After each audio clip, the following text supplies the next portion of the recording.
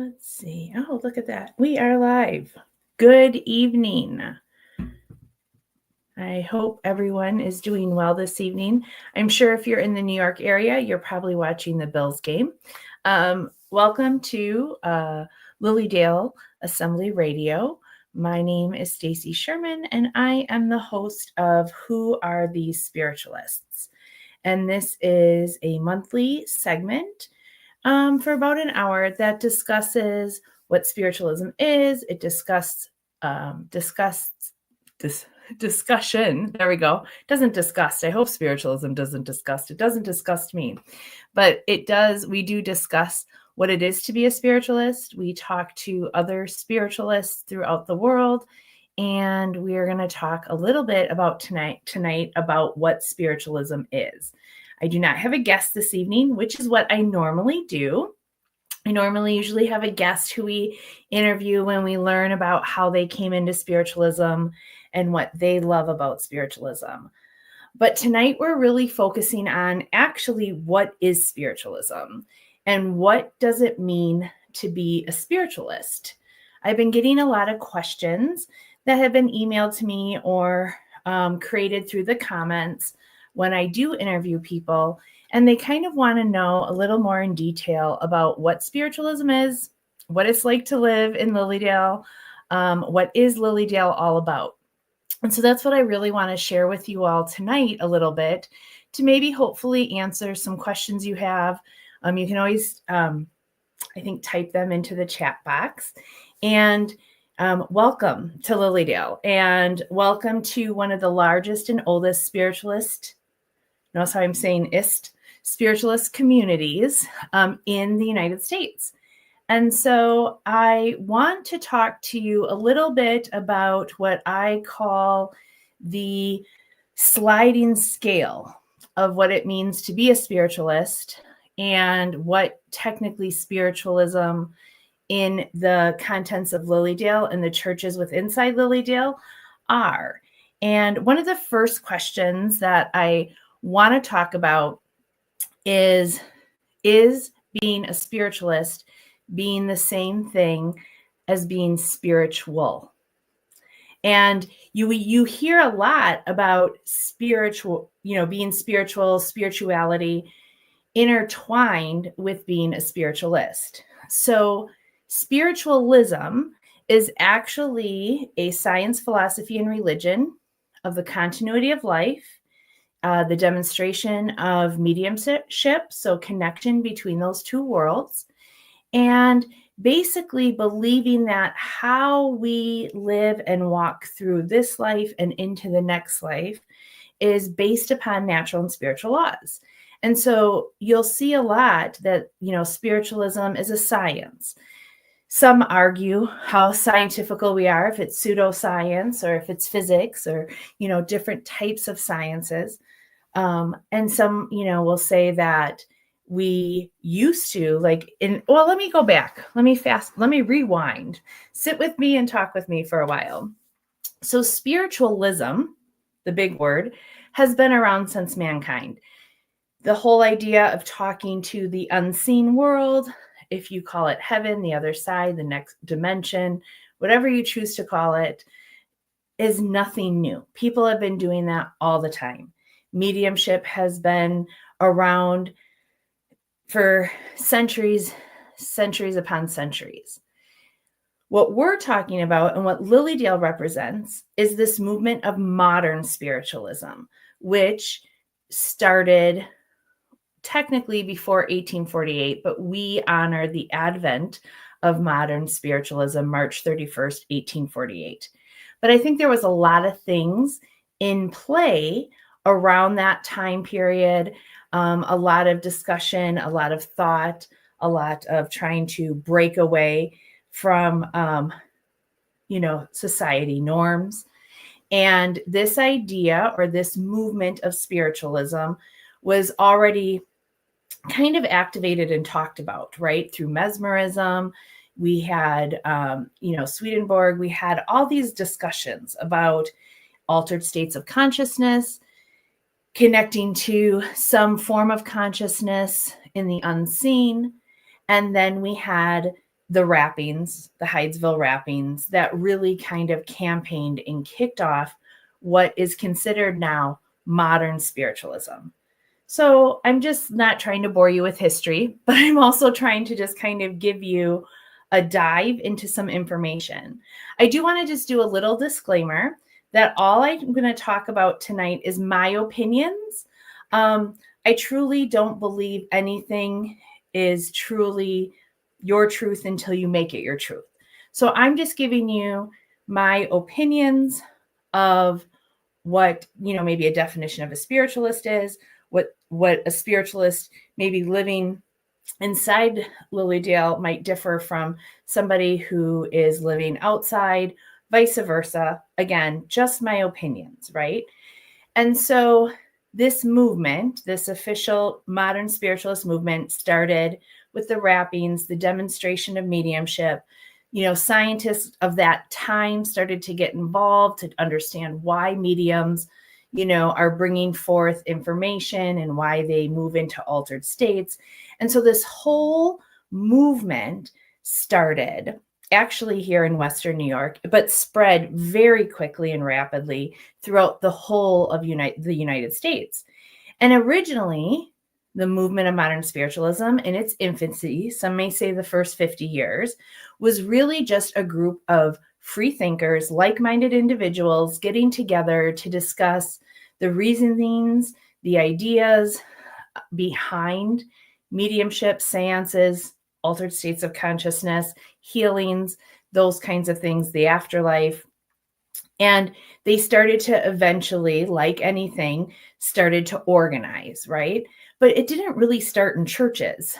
So it wasn't really a science, philosophy, and religion, at least known in the US government or in the world right away. It was this movement of very vast, different people, right? So Fox Sisters claim, we honor the Fox Sisters as kind of that birth, but there was hundreds, if not thousands of people involved. And so when you hear about the early day spiritualists or pioneers, you have to realize that a lot of them weren't technically, spiritualists. They were people practicing or demonstrating mediumship.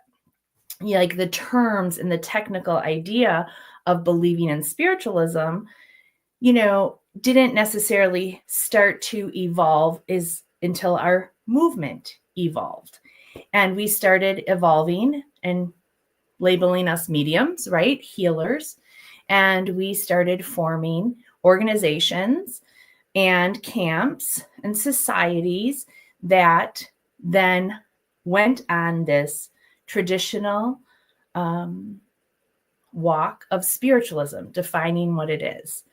And so when you come to Lilydale, you should know that we are a spiritualist camp, that our foundation is all of these free thinkers coming together to organize what we now know as the science, philosophy, and religion of spiritualism. Well, hi, Joanne. Hi. Good to see you. If you have questions too, please feel free to put them in the chat, and I can help answer them to the best of my ability. So being spiritual is absolutely part of being a spiritualist, but they are two entirely separate things. And so, yes, Lilydale opens to the public in the summer for 10 weeks, and you see the demonstration of mediumship, which is a spiritualist practice, in our demonstrations of our registered mediums and visiting mediums at the Stump or the Forest Temple or the auditorium service. You see spiritualist healers healing at the Healing Temple. But we also honor all forms of spiritual development. So a lot of us are different. Now, I'm only going to go by my upbringing, right? But if you think of Christianity, there is a very vast sliding scale of what Christianity means for most people, right? And religion is a word that some people really love, and some people might not necessarily leave the best taste in their mouth. So again, I leave this all up to you to make your own decisions of what it means to be a spiritualist, or what the knowing of spiritualism, the science, philosophy, and religion of spiritualism might mean to someone who is a spiritualist. So as we've started to form, so now we fast forward to like 1920s, but we're still in our time machine. We fast forward to 1920s, 1930s, and churches started popping up, more dedicated to the modern spiritualist movement, modern spiritualism. So you would see a lot of demonstration of mediumship. You would see mediums going into trance and giving unbelievable, inspired messages from the great beyond to audiences of thousands, to congregations of hundreds. These churches started to thrive and grow all over America. And Lilydale, I was looking it up. I think we're going into our 147th year, so 1879. Lilydale, the camp, formed then. And you'll find that there's actually a lot of camps throughout America, some not in existence anymore, but there is a great book if you're interested. I had one of my past guests, Karen Heasley, wrote a great book on spiritualist camps throughout the United States. So it's definitely good. And you have to put yourself in the time period, and people would gather. Summers were hot. And the best thing to do is just kind of get out, go to a camp, socialize, meet, reform, listen, change things, do those kinds of things. So the camp has been around for a very long time, but it's a camp that's formed on the basis of spiritualism, modern spiritualism. And the reason I bring that up is a lot of times people think we might be Wiccan or pagan or witches or the occult, and we're really not. We're really formed by a group of individuals and congregation, not congregations, but like churches or societies that really declare themselves practicing the religion of spiritualism. So that being said, it doesn't mean that we don't look at those types of traditions or religions or spiritual practices as an incorporation or part of incorporating it into our daily living, because there's a lot of good advice. But we don't believe there's only one way. We believe there's multiple ways. And our foundation is strongly heavy in mediumship. I think one of the definitions you hear about, what is a spiritualist? It's one who tries to mold his or her character or who they are with the teachings of natural law, and that in which we receive higher information from the world of spirit. And when I say spirit, I mean like capital S for me anyway. So this would include our loved ones who have maybe physically transitioned off this plane into the next plane of existence. It can mean angels, guides, teachers, anything that's for your higher or better power. When I use the capital S spirit, it's a higher vibrational energy force. So that is a long explanation of the difference. And there's other differences that we'll kind of touch on. So being a spiritualist, living in a spiritualist community, one of the main questions I always hear is, do you believe in God? And of course we believe in God. But I think the definition or the word God, it's more about what the definition means to each and every one of us. You hear a lot of people say in the spiritualist philosophy that you believe in a God of your own understanding. Some spiritualists, particularly me, I say this because, again, this is just my opinion. I tend to be very energy-based thinking, right? So if everything is energy, energy can't be created nor destroyed. It can only change forms. It means that we are eternal, that we don't die, and that there's this grand energetic intelligence of this energy. And if we can start to slowly grasp what that is, we have a better understanding of who we are and how to live. Now, some will say, I see questions coming in. So good. I will get to those. Some will say that there's different frequencies. And of course there is an energy, For me, I like the KISS method, which is the keep it simple spiritualist. So I look at it as, I am an energetic force along with everyone else who I cross paths with every tree, with every animal, with everything ever in existence. We are all, on that same energetic level. And if you would put us all together in one big bowl, that would be the God theory, if you would. I know some people choose not to embrace the word God because it might trigger some trauma from other religious upbringings, and they want to walk away from religion. And so they feel that, God isn't necessarily the word they want to use. Some use universe or consciousness or mother, father, God, or like spiritualists started this term called infinite intelligence. This idea that we're infinite, right? We can't be created nor destroyed. We only change forms. And an intelligence that is far bigger than anything that our brains collectively or individually can really understand. So absolutely, we believe in a God. I think so many people believe that maybe we don't, and we absolutely do. And it's one of the leading principles in the religion of spiritualism. So we don't necessarily have these dogmas or these creeds that we have to follow, but depending on which spiritualist organization you belong to, there's different principles. We call them principles because principles change as we change. They evolve as we evolve. And the principles that first were founded, and I think on record in 1899, have now evolved and changed to current day. Some might even say they need to continue to evolve. I'll leave that up to you in your own opinion. So we definitely believe in a God.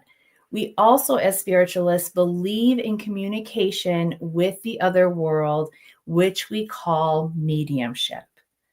And there is so many different forms of mediumship. And being a medium doesn't always make you a spiritualist, right?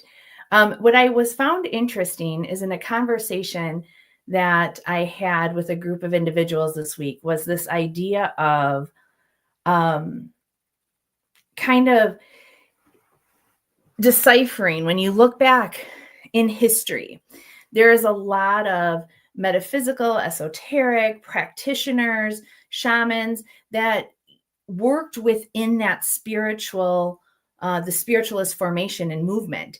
And so they might have been labeled a spiritualist because they practiced some of the actions that we do here as being a spiritualist, a member of incorporating in our religion, science, and philosophy, spiritualism. Seances were really big. There were millions, and probably, I don't think I'm over exaggerating. There were probably millions attending seances in homes all over the US, during that early part of the movement. When you had the Civil War, it was very common to find a medium on the corner who had seances at her house. And she was practicing or demonstrating the spiritualist practice of mediumship.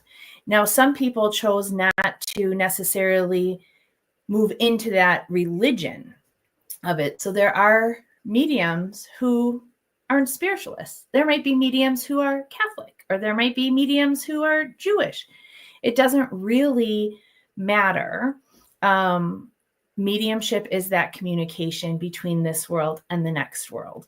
And for us as spiritualists, and I keep saying us, but understand we're just as diverse inside the gates of Lilydale as the world is outside of the gates of Lilydale. But I focus on people who choose to use the label, because again, we label ourselves by our choice, right? So I choose to label myself as a practicing spiritualist, both in the science, philosophy, and religion aspect. So I go to church. Some people's religion isn't going to a church, and that's okay too. So we allow for that flexibility. I'm just going to jump over to a question real quick that I see in the chat, and answer a few of those, and then I'll get back on track. But I'm really here tonight to help answer a lot of people's questions about spiritualism, about being a spiritualist. and then how that is incorporated within the world religions and what it means like when you come here to Lilydale. So somebody asked first, so what's the difference between a spiritual energy and your solar angel?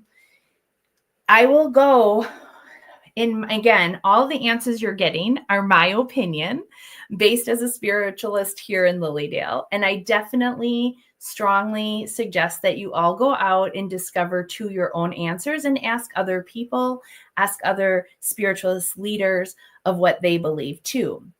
So, Cheryl, to your question, it's interesting because you say spiritual energy, and I think everything is spiritual energy.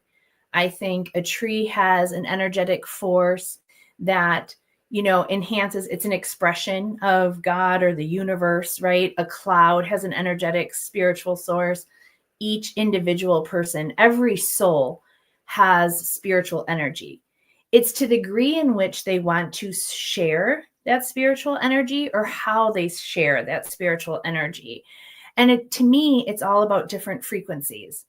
And so when you look at your solar angel, or I don't know, I might use the term guardian angel, but when you look at that angelic realm, or that I like to call it the capital S, the big spirit energy, people, souls, teachers, angels that are not in the physical form tend to have a much higher frequency and vibration than we do because our vibration is held down by this beautiful body on this beautiful earth in this beautiful life experience.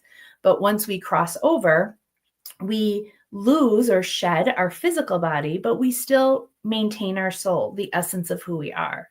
So the difference between, I guess, spiritual energy and soul and angel energy would be a frequency higher, right? Closer to the greater understanding that some call God.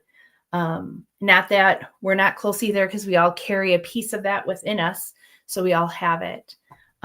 And that's hopefully answers that question.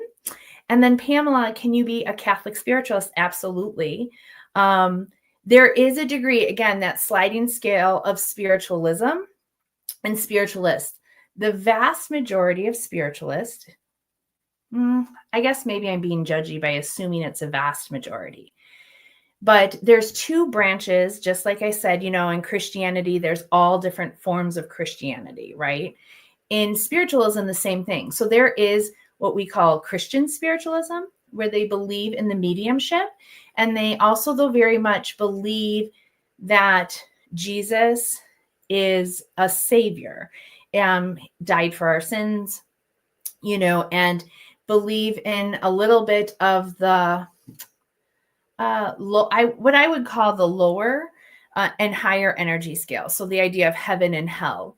And that is totally, there's nothing wrong with that, right? I'm not saying that there is, but I tend to lean away from vicarious atonement.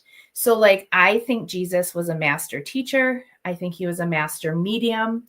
I think that he led a life of good example on how to live in this world, how to react to others, how to build community. I really think he was what I would call a master teacher. I also feel, though, that I have personal responsibility and cannot just be forgiven or atone for my sins by asking one person, one soul to forgive that. I feel I have a personal responsibility. So for every action, there's a reaction. So I don't want to say all spiritualists believe that way, because I know that, again, there's that sliding scale of being a spiritualist. We being at least those spiritualists that I tend to have a lot of experience with, tend not to believe in the vicarious atonement and more about personal responsibility.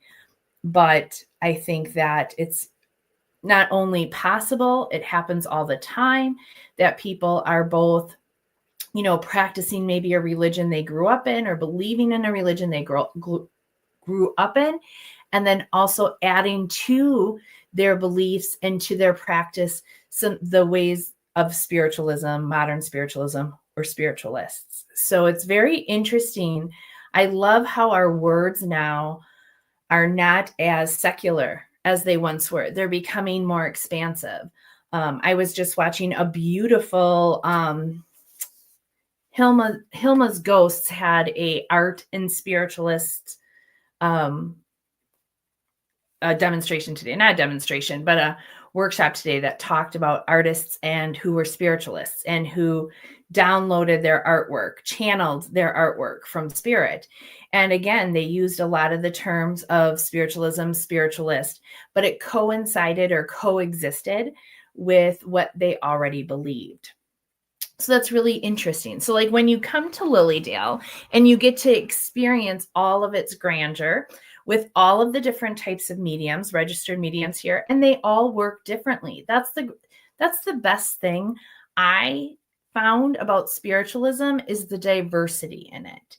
The allowance of having your own thoughts and your own opinions and being able to move through our life in a way that fits for our truth. You know, most spiritualists will tell you that, you know, again, to answer the first question, do we believe in a God? Yeah, we believe in an infinite, an intelligence, a source, a consciousness, you know, whatever word you need to use. That isn't, you know, it's more of like an energy, you know, a consciousness versus, you know, a man type of thing. And that we believe that we do not die, and that communication between this world and the next world is an absolute given.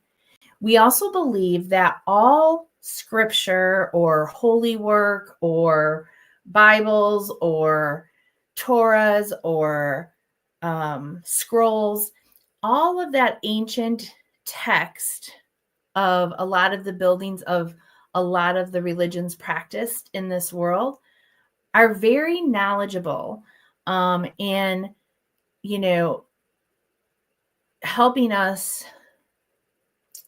the individual spiritualist decide what resonates within them.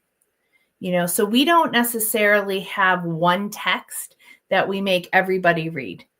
We say, you know, you can take a piece of any text that works for you to help bring you a higher understanding. You know, it's interesting. I wonder, and I'm asking this because I'm just talking to a computer screen and I see people online, or at least I see numbers is what you see online. You know, I wonder the overall feeling of the word religion these days. You know, some people are very keen to the word religion and some people turn away from the word religion. So I wonder, like, how many of you here actually follow, you know, a tradition of religion? You know, in spiritualism, there is some things that have been set out that we could call traditional, right? If you've ever been to a spiritualist church service, you might actually start to hear some hymns that might be familiar to you. My grandmother was Baptist, right? And I used to go to Sunday school all the time. She'd get me in my little dress and, you know, kind of walk me down the road. She lived in walking distance.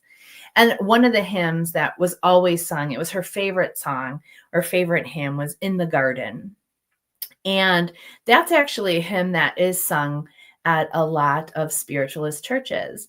But it's actually the words of the song that I feel, if you really listen to it, and he walks with me and he talks with me, you know, it really is that idea of mediumship. It's that idea of communicating with spirit. You know, I love the joke, you know, that when you're walking in the garden, his name is Andy, right? Because it says, and he walks with me. I thought that was funny. Especially I get made fun of a lot with my A sounds and how I talk because I'm super Midwestern. So I loved that little joke. But it really talks about that space where if you can go out in nature, be it a garden, be it a woods, be it a forest, be it a beach, a bench, and just be quiet and go within, that spirit is constantly there walking beside you and talking to you and guiding you and gently supporting you.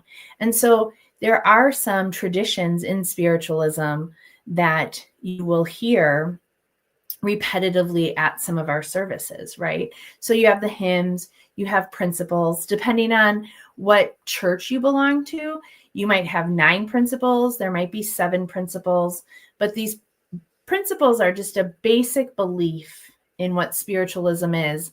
And again, we tend to keep it simple and basic because we truly want people to seek their own path, know their own truth, and come to their terms on their own. So I've always said, or I've always heard in the religion of spiritualism, that we're not a religion of conversion, but of conviction. And that's why you find some of the mediumship that happens here in Lilydale with our registered mediums is very proof of continuity. And so you'll hear somebody, a medium, connect with the world of spirit and bring forth a loved one with valid identifiers, names, hobbies, careers, what they looked like, how they passed to the world of spirit. All of this kind of, maybe even a memory that that medium would know nothing about, but the recipient and the spirit telling the medium the memory brings the recipient the closure, the peace of knowing that their loved one is there. And that's what spiritualism's goal is it's to bring comfort to those grieving, to bring comfort and peace to those who need to feel inspired or healed or loved from their loved ones who have crossed over. So that is what we sometimes call evidential mediumship. It's what we call evidential mediumship, that proof of continuity. It was just like the Fox sisters and some of the early mediums that started out. It was proving that that loved one or that soul was still alive in a plane of existence that some call heaven. Certain spiritualists actually call it the Summerland, which I find fascinating. Again, whatever word you need to know and feel that rings as your truth is the most important. So we have that form of mediumship. We also have laying on of hands healing mediumship that's done here also at the Healing Temple. And I'm not going to go into great differences. There is multiple ways that healing does occur from the big capital S spirit. In the beginning movement of spiritualism, a lot of the healing came from either a trance-like state where the medium would connect to doctors or spirits on the other side that would help the recipient receive cures or ways to better their health. And now we have moved into a laying on of hands healing. Now, I do suggest if you do come to Lilydale, that you do attend the healing temple and their service, which is usually twice a day. And it's really an experience that we can't, it's so hard to describe. So a lot of healers, spiritualist healers, heal differently. But like I said, there's usually some connection to a higher power or a higher source. And so the energy of healing comes from spirit, the big capital S, through spirit, the medium, the healer, because it's technically a healing medium, right? A medium is someone who can connect to the energy of the other side, the higher vibrational energy. So it comes from the big S, spirit, through the spirit of the medium to the spirit of the recipient. And it's a beautiful way of receiving, hope, health, healing, and inspiration. And I will say this, I will tell you that pretty much the majority of spiritualists I have met in my decades worth of spiritualism, always all mediumship is for the highest and the best. So this idea of lower vibrational energy, hurting or harming doesn't happen here or talked about here on the grounds of Lilydale as much as because the mediums here and all mediums should be working from the highest state of energy that they can attain, right? The highest connection to source and to God. And all the mediums that I have known always want to work from a place of love, hope, health, healing, inspiration, and so again, that should be always the goal. If you ever hear anything different, I ask that you just feel into it and say, does this really make sense to me? Investigate it. Don't ever just believe something because you've been told. Always, always investigate it. I'm going to jump back over to the comments. If you have any questions about spiritualism or anything maintaining, please feel free to make a comment or ask a question, and I'm going to try to answer that, because that's what tonight's about, is trying to get a better understanding about what does it mean for when somebody labels them a spiritualist, and what does it mean when we say that we practice the science, philosophy, and religion of spiritualism.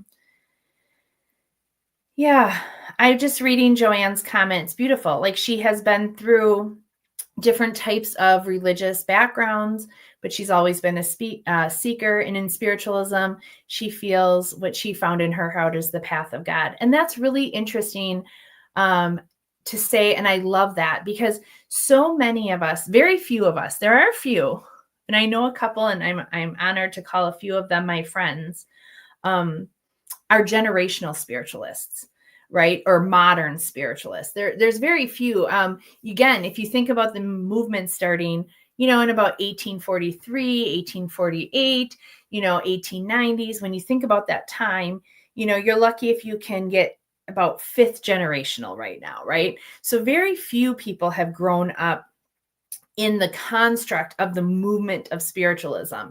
Lilydale offers that really great opportunity because it's been around and has been open, and people live here year round.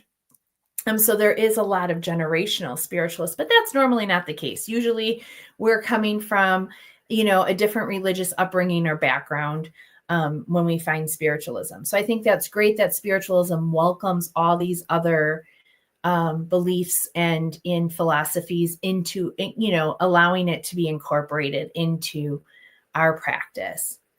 Good question, Pamela. I hear this all the time. Can a dangerous spirit ever come through?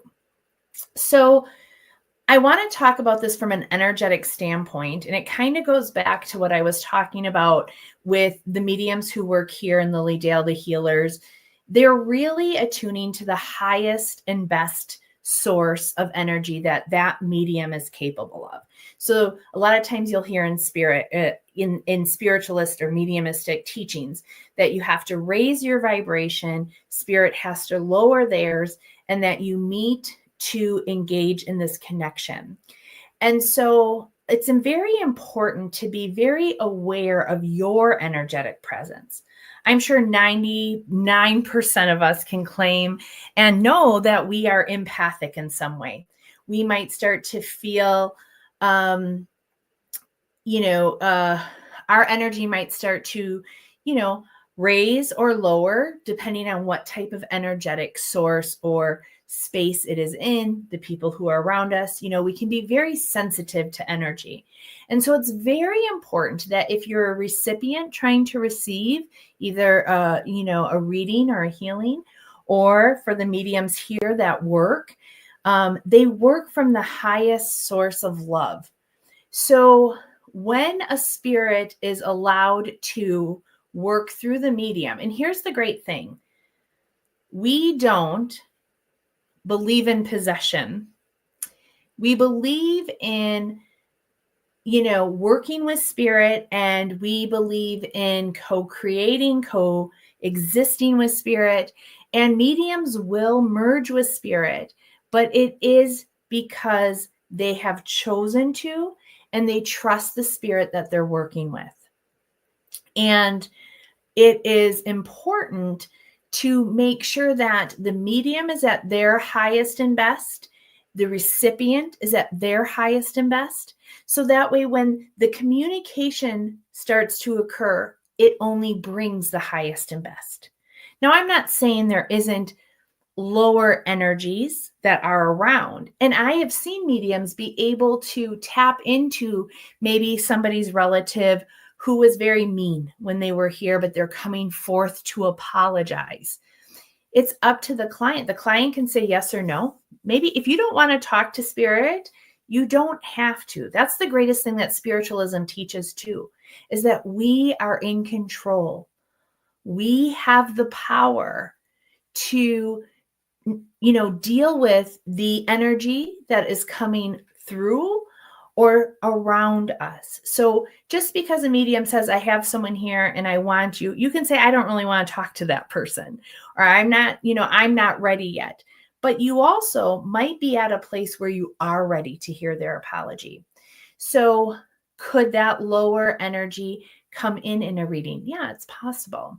But again, that's why it's important to, really educate yourself about mediumship and educate yourself about the medium that you're working with. Because remember, I said, not all mediums are spiritualists. And I can only speak from, I'm not a registered medium here in Lilydale, but I've been coming enough and I feel like I know a lot of registered mediums, and they go through this education, this training, this working within themselves and within the world of spirit to only really bring the highest and best. So a lot of the messages that are received here in Lilydale are absolutely healing and absolutely inspiring because they're working from that level.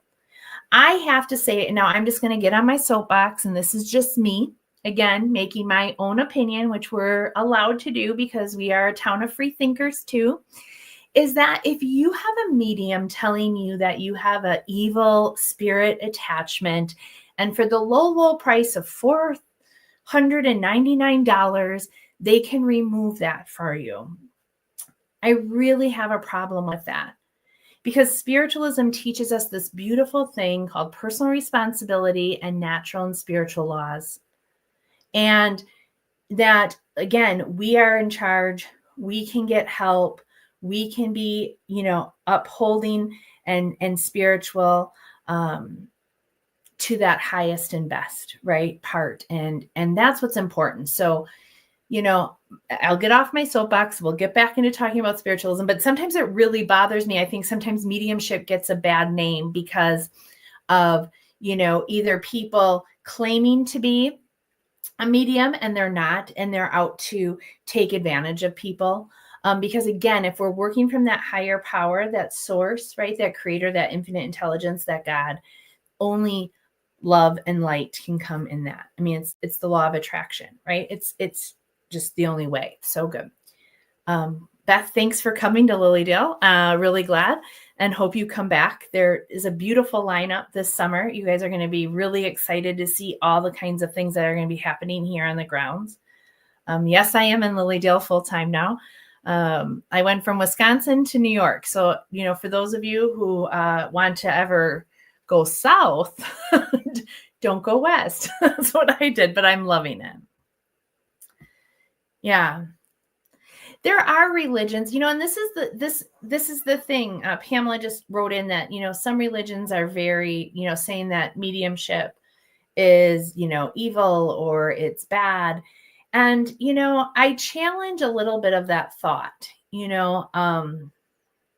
I try to use logic, again, spirit communication can almost be found in every single religion.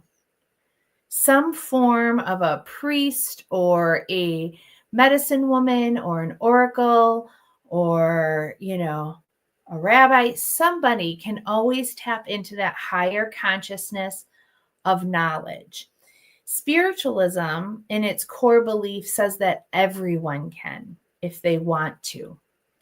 And I loved that about the spiritualist belief system, is that everyone can tap into the higher sources. Everyone can feel the presence of their loved one if they want to, and some of that dogma, or some of those people who choose to believe that mediumship is maybe negative or a bad thing or an evil thing, might not really have an understanding of what we are considering mediumship. We're not spell casting. We're not wishing bad upon. We're not using the forces for bad or evil. We're using the forces, the higher power, the capital S spirit, for upliftment, for hope, for comfort, to bring comfort to the grieving. It's hard. It's hard when we lose people in the physical world that we are so accustomed to being around all the time. It's hard. That grief is real and tangible, and it can be paralyzing. But at the same time, when that recipient, when that person suffering from that grief gets a message from their loved one through a medium that knows about the heart trinket that was left by the graveside, or that knows about the celebration and barbecue that was given at their birthday after the year they passed, and you can feel the presence of that loved one's energy and essence surround the medium and the recipient, and you get to bear witness to that connection, it brings so much healing and so much love and so much inspiration to not only the medium and the person receiving the message, but to all who witness it. It's profound. And to be in a community that, I get to see this all summer long. I get to see people come here sad and broken and leave whole, or leave inspired or empowered, is a gift that has no words, and I think that when people come and experience Lilydale and all it has to offer, it just, I don't know, it's just amazing. It's just amazing. So being a spiritualist for me is truly a lifestyle. I just live it every day. I don't practice it on Sundays or holy days. I just live it every day. I ask my loved ones to always be around me. I ask for higher knowledge and power to inspire me. I love to try to live natural and spiritual laws. I actually just really love to talk about them because they're just so amazing, and they can really help you navigate this life. I think the natural and spiritual laws are like, the idiot's guides to remember. I don't know. I don't even know if that's even correct anymore, if they even make those books. So I'm probably aging myself, but I was around when there was like an idiot's guide to everything, an idiot's guide to computer programming, an idiot's guide to cooking, an idiot's guide to spirit communication. But I really do feel like natural and spiritual laws are like Cliff Note. There's another one. I'm probably aging myself. Cliff Notes versions of, how to live your life and what to do in that. So anyways, getting on with it, that is definitely something. I do see another comment here that someone had an amazing experience with someone coming through, and then the same night they lost someone else. Yeah. I would not, Pamela, try to worry yourself too much. And the reason I say that is you bearing witness to, or you being part of that connection of spirit through spirit to spirit, is natural. It's an everyday occurrence. And just because you witness it doesn't mean that you create it. There's a bigger plan, right? There is a much bigger plan in this world than we can ever understand. I mean, that's why we believe in an infinite intelligence. That's why we, believe in God. And, there's just such a bigger plan out there sometimes that we just can't wrap our heads around. But what I would say is bearing witness to, even experiencing mediumship for yourself, when it is coming from the highest place of hope, health, healing, love, inspiration, only can create more of that. It can't it's scientifically impossible for higher frequency energy to create low frequency energy. And I think that, that's really important to kind of remember. And in your life, and as you move through these experiences, is, remember the energetic setting in which we're in, and, navigate kind of through that. Oh, thanks, Jessica. But yeah, so anyways, getting on to being a spiritualist. So we recognize that we believe in a God, a source, an infinite intelligence, a higher power. We believe, and not only believe, but we affirm that communication with the spirit world is not only probable, but it's possible. And that all of us have the ability to do it. And honestly, I think we all do it. I really do. Depending on, like, even if you say, like, every time I think of my dad, a cardinal is at my bird feeder. It's the weirdest thing, right? Like, I was just thinking of my dad and I looked out the window and a cardinal was there. And that happens like all the time. That's mediumship. That is the big S, spirit, your dad, your loved one, making a connection with you through the expression of that cardinal that is a creation of God. So how wonderful that is. So not all of us are members. I mean, to live in Lilydale, to own property in Lilydale, you do have to be a member of a spiritualist church. There are many different spiritualist churches too. That's what I wanted to talk about. Also, there's a sliding scale. There is the traditional kind of spiritualist church that kind of formed, in 1899 through some older spiritualist organizations. And then there's some more modern, independent spiritualist churches. And they all have the core foundation of spiritualism, but maybe how they express it or how they talk about it might be a little bit different. And so I ask you all to, embrace diversity and find out what resonates for you and then what might resonate for someone else. I will say this, I have never been in a church or a synagogue or a temple or a mosque where I did not feel the presence of God. God is present in every single religion. How that God is described, followed, is up to that style of religion. So, like I said, there hasn't been any places that I've ever been where I haven't felt that presence. But you'll find that in spiritualist churches that you go to, or spiritualist religious services, you will find there's a little bit of a sliding scale. You'll find a little bit different, but what usually happens in any spiritualist church, and that's how you're in a spiritualist church, is that there is a form of a healing practice. If you call that meditation, laying on of hands healing, there's some form of healing that occurs. There's some form of inspirational address, also known as a sermon or a talk or a lecture. And that can be from a medium, so where it's tranced from spirit and the medium just starts talking whatever is inspired. It can also be lectures that are written or those kinds of things.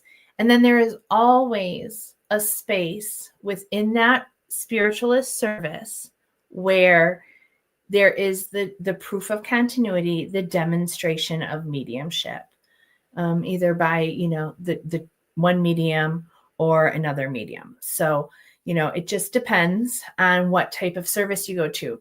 Now, when you come here to Lilydale during our season, which runs end of June to Labor Day, the Sunday before Labor Day, you will always find that there is a 2:30 auditorium service Monday through Saturdays. Sundays, there's a auditorium service in the morning, and that's the whole religious kind of service, right? So that's where you have the incorporation of all of that. But then we have our healing temple where they have 2 healing services. And then we have the stump and the forest temple, which in the auditorium, sometimes the service of demonstration by a medium. Those are religious services to those who practice the science, philosophy, and religion of spiritualism. So sometimes, and this is really important, you guys, because I feel it's very important that we open our eyes to the diversity of spiritualism. For me, when I am witnessing and bearing witness to mediumship in a religious practice, I tend not to clap. I tend not to applaud. Some people say we applaud because it raises the vibration. Some people say no applause because what we are doing is a service, not an act.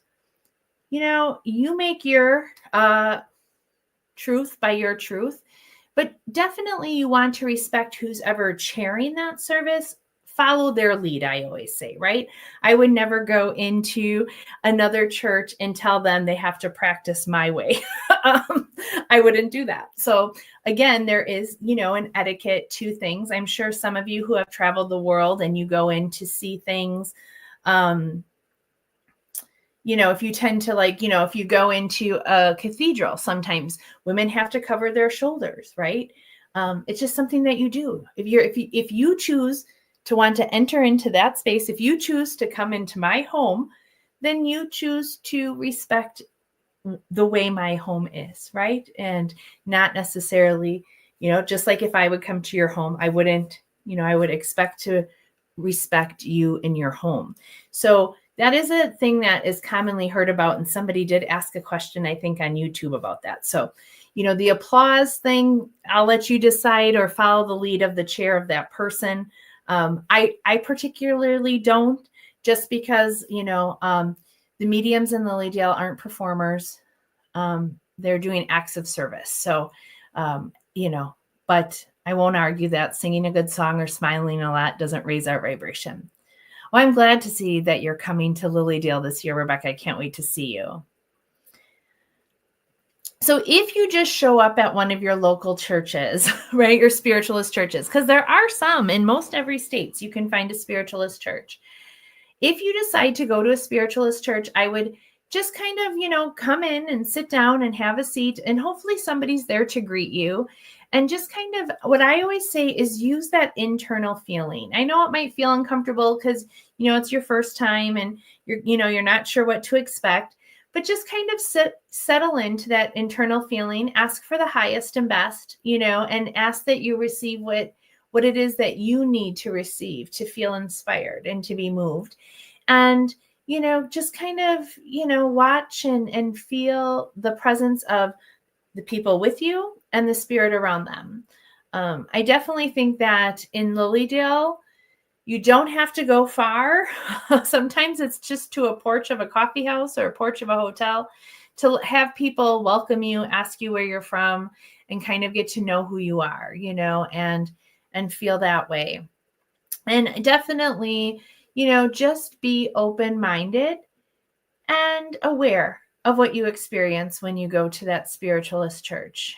Again, it can be a sliding scale. And if that one spiritualist church doesn't fit for you, it doesn't mean spiritualism doesn't fit for you.